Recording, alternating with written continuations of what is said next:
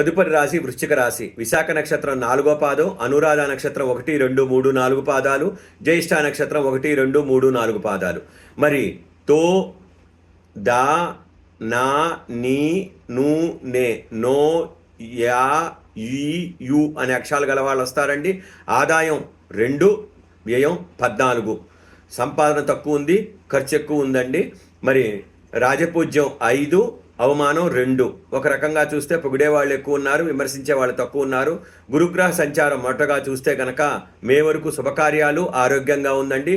October వరకు చూస్తే అన్ని కార్యాలకు ఆటంకం కలుగుతాయి. కొద్దిగా దక్షిణామూర్తిని ధ్యానం చేసుకోవాలి, దత్తాత్రేయుడి దేవాలయాలు దర్శించాలి.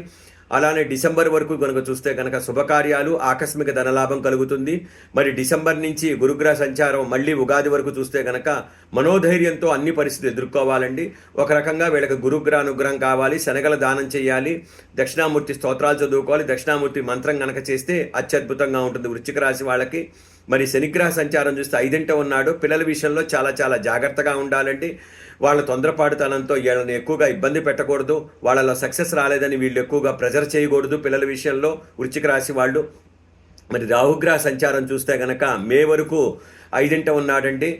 గౌరవము, కార్యసిద్ధి కలుగుతుంది. అలానే పిల్లల్ని ఎక్కువగా పీడించకండి, పిల్లలతో ఎక్కువగా కష్టపెట్టడానికి చూడకండి. పిల్లల విషయంలో కొద్దిగా సున్నితంగా ప్రవర్తించే అవకాశాలు చాలా మంచిది.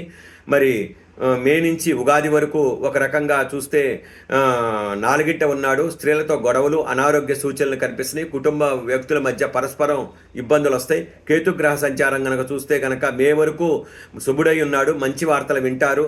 మరి మే నుంచి మార్చి వరకు చూస్తే కనుక 10ంట ఉన్నాడు. వాయిదా వేసిన పనులు పూర్తవుతాయి. ఏదేమైనప్పటికీ వృశ్చిక రాశి వాళ్ళు ఎక్కువగా సుబ్రహ్మణ్య స్వామిని ఎక్కువగా పూజ చేసుకోవాలండి.